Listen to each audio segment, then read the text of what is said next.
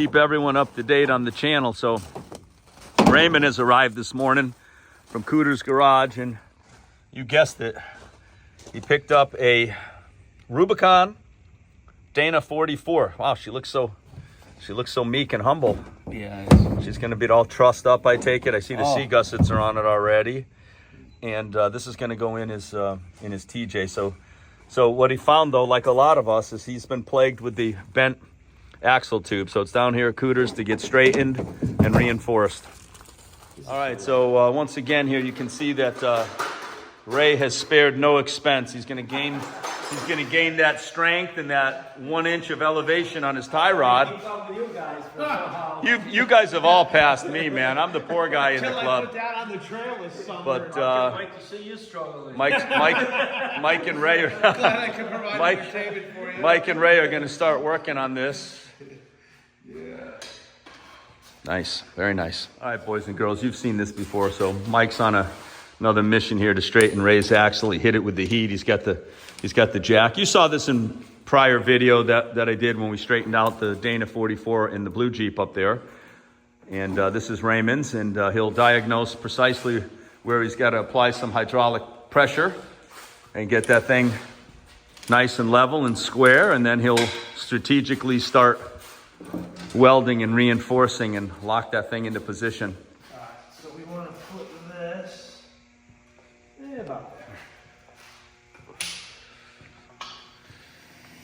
So we don't, that may not be up all the way.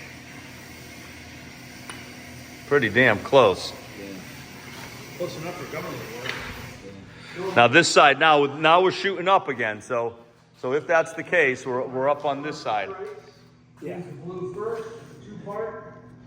Phase converter job, single phase 30 amp feed, L1, L2. This ends up being T2. So you have T1, T2.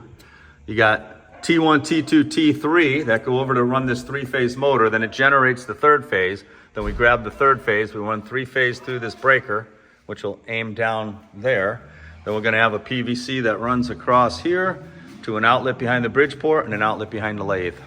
Yeah, so you can see the PVC boxes. We're just using a heat gun, making nice box offset right there using the DeWalt heat gun with a big badass battery. Works nice, doesn't even take long, maybe a minute turning the PVC around in the different areas that you want, and it just gives you enough flexibility to make nice box offsets.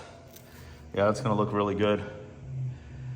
So what Mike went with is he has a corner rail here. It's a nice little rolled offset on the sill, 90s behind the 3-phase motor. Our first outlet is right there. Then it'll continue to another box right down there. I just got to get that box and lift that piece of pipe up, and that'll be all set. Then we can glue this thing together. Unfortunately, it doesn't have the glue yet. And then we'll pull some THHN and tie in the 2 3-phase 4-wire twist locks. Not bad. Stop, start. We just got to pull these wires through. We're waiting for the PVC glue. Glue the raceway up, pull the wires, tie the outlets in. This thing will be a wrap. Then we'll turn it on after that breaker up there on the left right there, which already, that's where the other one was. So phases. So that's the 3-phase, they called it a generator, the 3-phase motor, creating the 3rd phase. Then we grab the incoming phase from the panel. It goes through the American rotary controller. You can see Mike's gonna get some covers or some screws for the covers. And we checked rotation on the Bridgeport, it was great. Should be the same case for the lathe. All right, the lathe is running. That has a back gear also. Why don't you start this one too and just have the 2 of them run for a minute or so.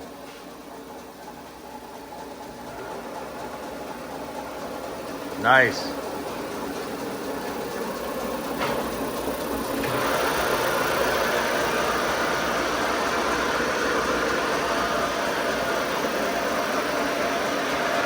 Very good. He wanted to be able to run both appliances at once.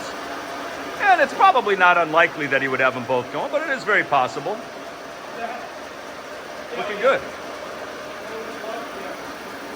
So what happens is you use your normal panel, installed this 2-pole 30, single phase, ran a new feed over to feed the converter. Then basically you get 3-phase, well, single phase out of here plus a 3rd phase spins this motor. So the 3-phase comes back, then you grab the single phase feed and the 3rd phase off of this motor, and then the load wires come out. So you got 3-phase 240 that come out in parallel, one for the Bridgeport and one for the lathe. So the whole idea is it's big enough to run both of these pieces of equipment, which it's doing quite nicely. So I'd very much say it was a success.